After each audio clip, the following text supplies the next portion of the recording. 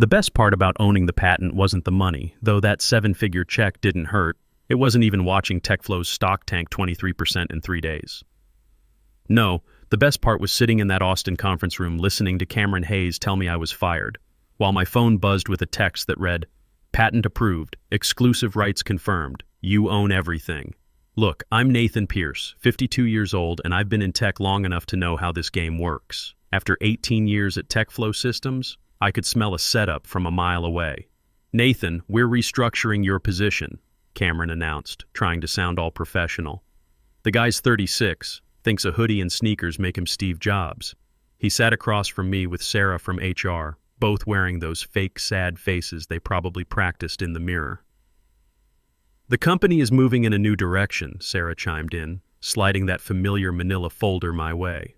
Inside would be the standard goodbye package, 2 weeks pay for every year, health coverage for 90 days, and some career counseling nonsense I'd never touch. Here's what they didn't know. 3 weeks ago, I'd accidentally gotten copied on an email thread between Cameron and his 29-year-old son, Austin, who somehow landed VP of Operations despite never writing a line of code in his life. The subject line was Q3 cost reduction. Legacy personnel. Legacy personnel.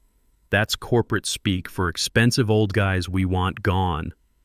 The email laid out their whole plan. Phase out the senior engineers, bring in fresh college grads at half the salary, and position the company for their big IPO dreams. My name was right at the top of the list, along with 6 other guys who'd built this place from nothing. "I completely understand," I told them, keeping my voice steady. "These decisions are never easy. You should have seen their faces relax. They were expecting tears, maybe some begging. After all, what's a 52-year-old engineer going to do in Austin's startup scene where gray hair is basically a scarlet letter? What they really didn't know was that for the past 5 months, I'd been working nights and weekends on something that would change everything. See, TechFlow's big moneymaker was CryptoSafe, our AI trading algorithm that institutional investors used to manage crypto portfolios. The thing was, I'd created that algorithm. Every line of code, every mathematical model, every breakthrough that made it work. But here's where it gets interesting. Back in January, I'd asked our legal team about the patent status. "Oh, we'll handle that," they said. "Standard company IP." Except when I dug deeper, I found something beautiful. They'd never actually filed the patent. Some paperwork got lost, some deadlines missed. Typical corporate incompetence. So I did what any smart engineer would do. I went home, fired up my personal setup, and started improving the algorithm, not on company time, not with company resources, not even in the same building. My basement, my computers, my electricity bill. The improvements were substantial. 47% better accuracy in market predictions, 60% faster processing times, and a risk assessment feature that could have prevented every major crypto crash of the last 2 years. I documented everything, timestamps, development logs, even photos of my setup. Then I filed for the patent myself. "We'd like you to clean out your desk by Friday," Cameron continued, getting braver now that I wasn't fighting back. "Keycard, laptop, phone, you know the drill. Your team gets notified this afternoon." My team.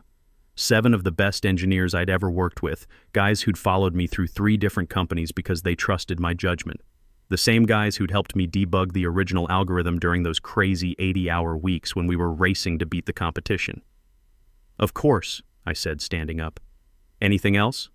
Cameron and Sarah exchanged one of those looks that said, "Wow, that was easier than expected." Cameron recovered first. "Thanks for keeping this professional, Nathan. I know these transitions are tough." Transitions. Like I was moving to a different department instead of getting tossed out after nearly 2 decades. I walked back to my office past the glass conference room where Cameron's executive team was huddled around another PowerPoint presentation. This one was titled IPO Roadmap Q4. Same Cameron who'd taken credit for my algorithm at the FinTech Innovation Summit last year, telling everyone how his team had revolutionized crypto trading. Back in my office, I pulled out my personal phone and sent a text. "It's happening. Friday's my last day." The response came back in seconds. "Perfect. Contracts ready. Dinner tonight." I smiled, looking at my calendar. Wednesday afternoon. By Friday evening, I'd be done with TechFlow forever. By Monday morning, things would get very interesting. That evening, I drove out to the Capitol Club, this upscale place on the north side where you're not likely to bump into anyone from the Austin tech scene. Patricia Lawson was already waiting in a private dining room, the kind with thick walls and no windows. As CEO of Apex Financial Technologies up in Denver, Patricia understood the value of keeping certain conversations quiet. "They actually went through with it," she said after we'd ordered. She was shaking her head like she couldn't quite believe it. "I mean, I figured they might, but to fire the guy who built their entire platform—" "Cameron's never understood what I actually do," I replied, taking a sip of my bourbon. "He sees the user interface, the marketing demos, the revenue reports, but the core AI, that's just technical stuff to him." The irony was perfect, really. Back in January, when I'd started digging into the patent situation, I'd also discovered a strategy memo in Cameron's files. The plan was to claim my algorithm as company-developed technology without any specific inventor attribution, push out the expensive senior staff, secure the IP on the cheap, then ride it to IPO glory. "All the paperwork's finalized," Patricia said, sliding a leather folder across the table. "Soon as you sign, Apex gets exclusive licensing rights to your enhanced algorithm. The press release goes out Monday at 7 a.m., announcing you as our new Chief Technology Officer." I flipped through the contract. 7-figure signing bonus, equity package, royalties on every product using my technology. But more than the money, it was about respect, about working somewhere that valued experience over hype. "What do you think Cameron's going to look like when he realizes what happened?" Patricia asked, and I could see she was enjoying this almost as much as I was. "Honestly, I'm more worried about my team," I admitted. "Those guys don't deserve to get caught in the crossfire." "Already handled," Patricia said. "We've got positions for all 7 if they want them. Senior roles, 35% pay bumps, full relocation packages." I signed the final page and closed the folder. In one move, I'd secured my future, protected my guys, and made sure my work would finally get the recognition it deserved. "To new beginnings," Patricia said, raising her glass. "And to showing these startup kids how the game really works," I replied. The algorithm that changed everything. Part 2. Thursday and Friday were like watching a slow-motion car wreck, except I was the one who'd cut the brake lines. I went through all the motions, exit interviews, knowledge transfers, the whole corporate goodbye dance. But the entire time I'm thinking about Monday morning and how Cameron's world was about to implode. Sarah from HR called me in for the standard checkout meeting. "You know the drill. Return your badge, sign the non-compete, promise you won't steal company secrets." The funny thing is, she kept emphasizing that last part. "You understand that any intellectual property developed during your employment remains TechFlow's property," she said, pushing yet another form across the table. "Absolutely," I replied. "Anything developed within the scope of my employment, using company resources, during company time." I made sure to emphasize those 3 qualifiers, but Sarah was too busy checking her boxes to catch the hint. "And you confirm you have no copies of proprietary company information?" "I've taken nothing that belongs to TechFlow," I said, which was completely true. The enhanced algorithm was mine, developed on my own time with my own equipment. The original version they could keep. It was about to become worthless anyway. Meanwhile, I'm getting texts from my team all day. Rodriguez, my lead developer, kept asking what was really going on. "This doesn't make sense, Nathan. They're talking about reassigning all your projects to Austin. The guy barely knows Python from JavaScript." That's when I knew Cameron's plan was even dumber than I'd thought.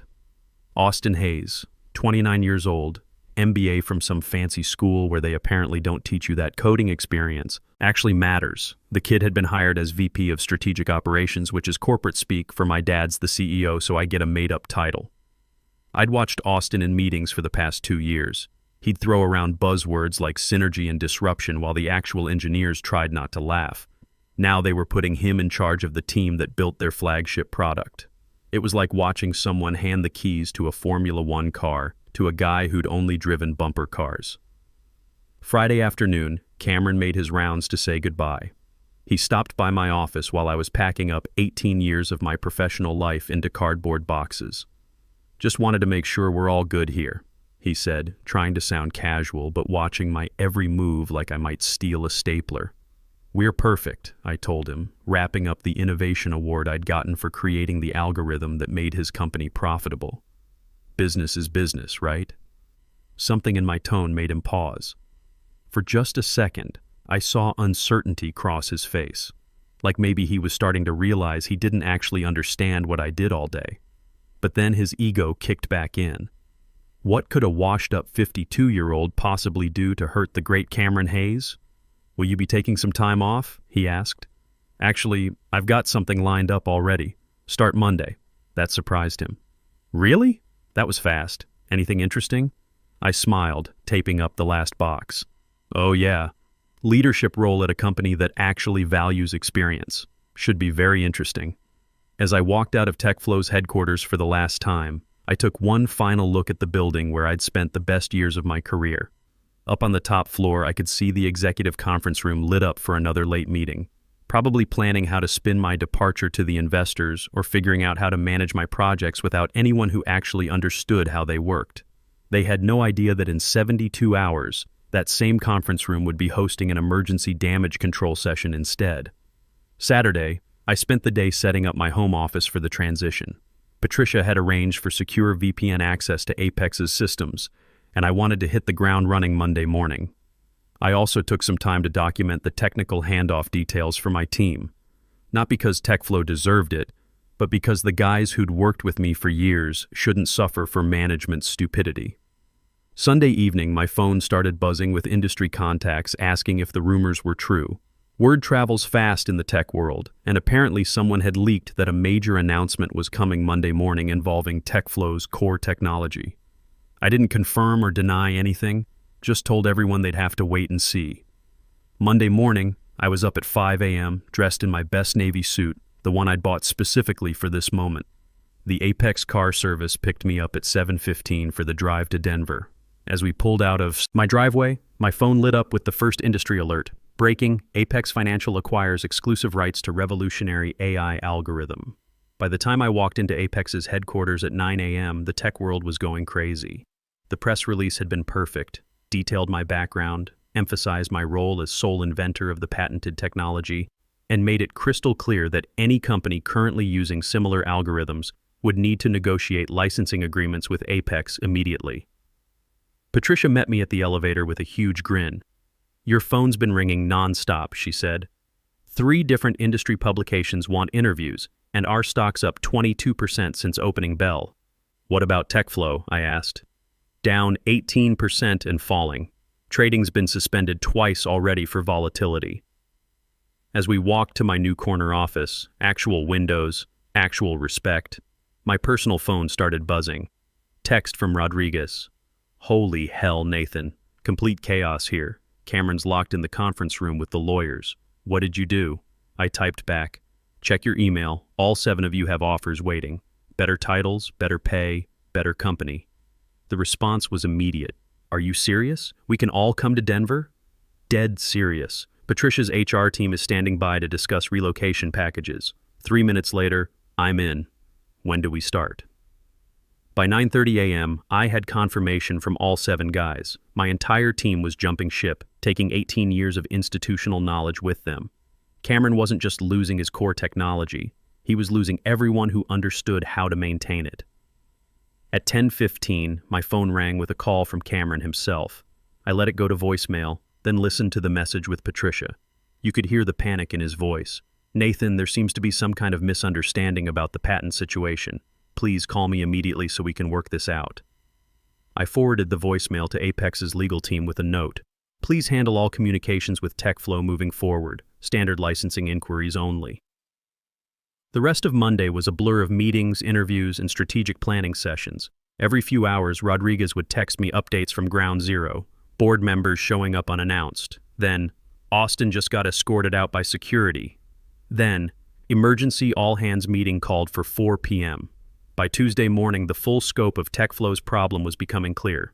Their flagship product was built entirely on my algorithm. Without licensing rights, they had 2 choices: pay whatever Apex demanded or rebuild everything from scratch.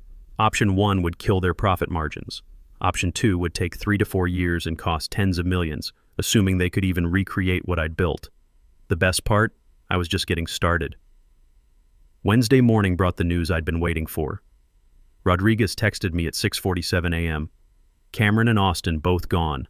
Board voted them out last night. New interim CEO started this morning. I was sipping coffee in my Denver hotel room, getting ready for my second day at Apex, when that message came through. 18 months of watching Cameron take credit for my work, 18 months of listening to Austin stumble through technical presentations he didn't understand, and it was over in 48 hours.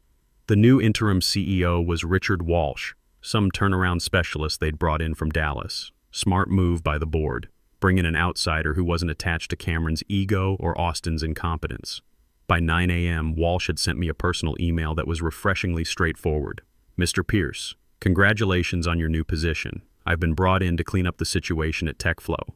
I'd like to discuss fair licensing terms for your technology. We're prepared to acknowledge your contributions publicly and make appropriate compensation for previous oversights. Would you be available to meet next week? I forwarded the email to Patricia with a note. Phase 1 complete. They're ready to negotiate. Her reply came back instantly. Beautiful work. Legal team is preparing our terms. This is going to be expensive for them.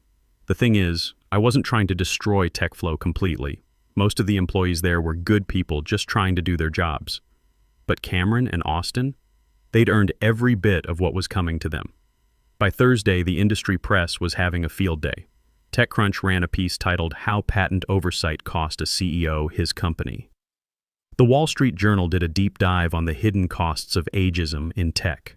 My favorite was Forbes, "Why You Should Never Fire the Person Who Built Your Core Technology."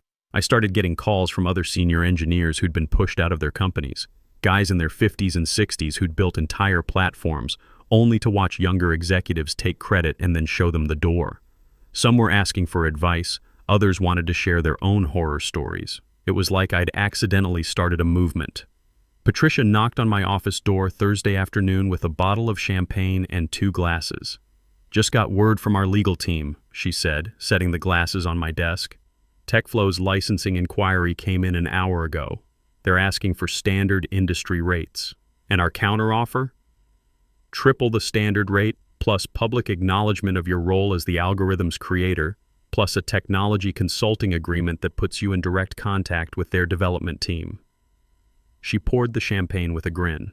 "Oh, and all licensing fees are retroactive to when they first implemented your original algorithm. That's 4 years of back payments." I did some quick math in my head. Triple rates on 4 years of usage, plus ongoing fees. We were talking about a number with 8 digits. "They'll never accept those terms," I said. "Then they can rebuild from scratch and watch their market share disappear," Patricia replied. "Either way, we win." Friday brought more good news. Rodriguez and 3 other guys from my old team had accepted offers and were starting Monday.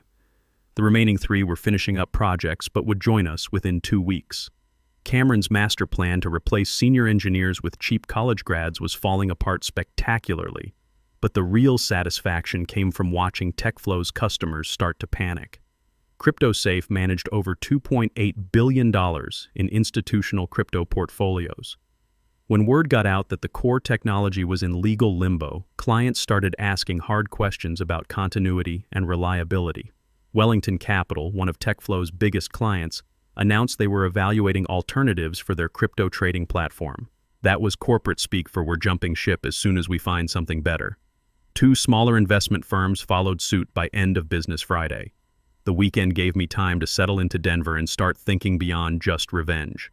Patricia and I spent Saturday morning walking through Apex's development labs, talking about how to integrate my enhanced algorithm into their existing products. The improvements I'd made weren't just incremental, they were revolutionary. "Your risk assessment feature alone could change how the entire industry operates," Patricia said as we reviewed the technical specifications. "Nobody else is even close to this level of predictive accuracy." "That's because nobody else spent 3 years debugging edge cases that only show up during major market volatility," I replied. Cameron always wanted quick fixes and flashy demos. He never understood that real innovation takes time. Sunday evening, I got a call from Walsh at TechFlow. This time I answered. "Nathan, I know you're probably enjoying this, but we need to find a solution that works for everyone," he said. His voice was tired, like a guy who'd spent the weekend trying to save a sinking ship. "I'm listening," I replied. "The licensing terms your people sent over, they're pretty aggressive. Is there room for negotiation? That depends. Are you prepared to publicly acknowledge that I created the technology that built your company?" Long pause. "Yes, Cameron's ego isn't my problem. And the consulting agreement? I want direct input on how my technology gets implemented going forward. Also acceptable. But the financial terms need to be realistic. Those numbers would bankrupt us." I thought about that for a moment. Bankrupting TechFlow wouldn't help anyone, not the employees, not the clients, not the industry, and honestly, complete destruction had never been the goal. "Tell you what, Richard, set up a meeting for next week. Bring your CFO and your legal team. We'll work something out that keeps you solvent, but make sure this never happens again."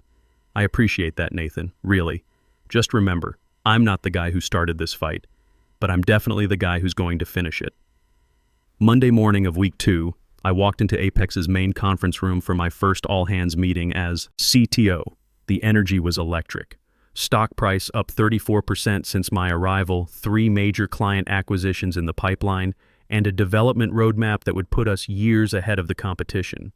The integration of Nathan's enhanced algorithm has exceeded every projection, Patricia announced to the assembled team.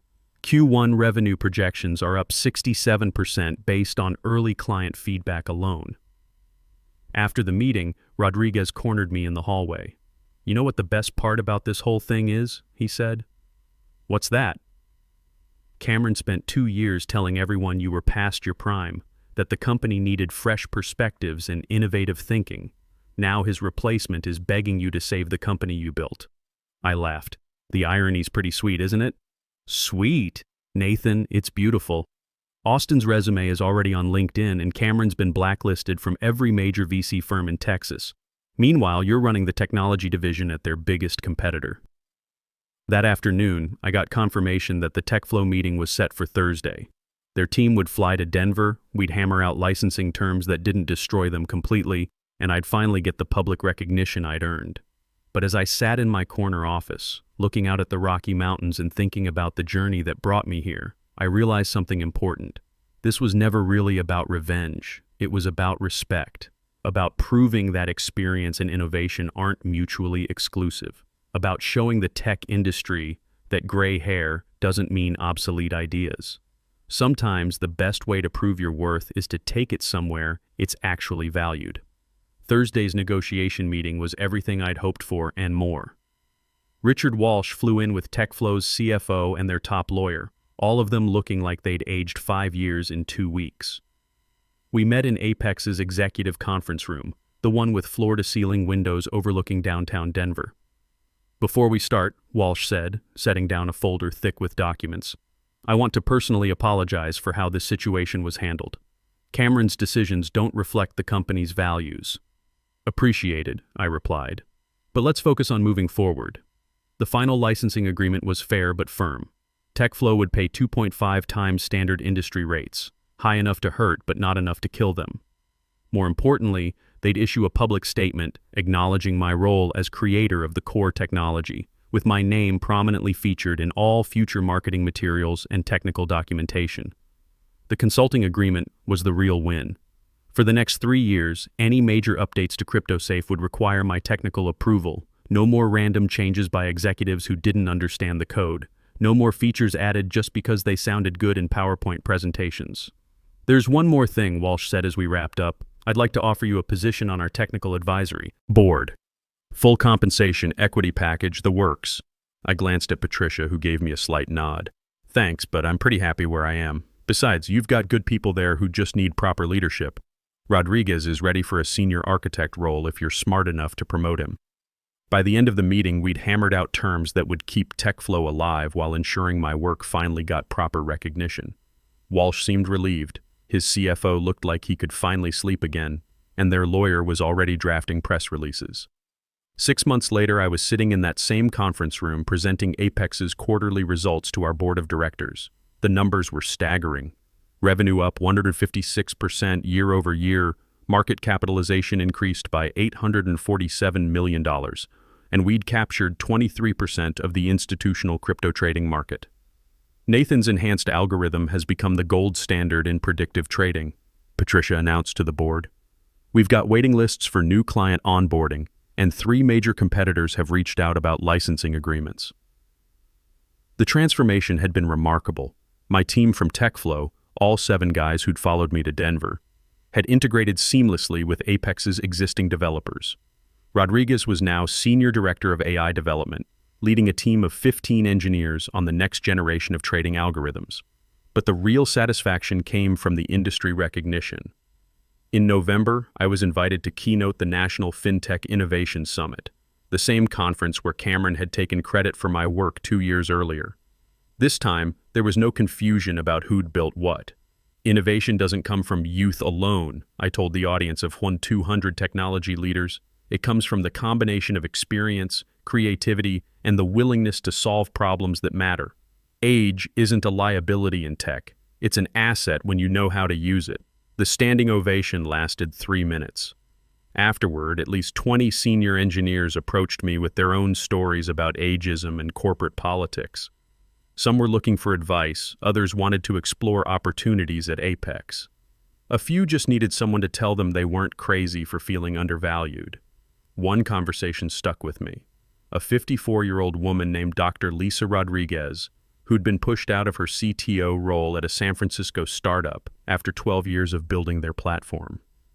Your story gave me the courage to file my own patent applications, she said. I've been documenting everything, building my own company on the side. When they try to push me out, I'll be ready. That's when I realized this had become bigger than just my personal vindication. Word was spreading through the industry about the importance of protecting intellectual property and documenting individual contributions.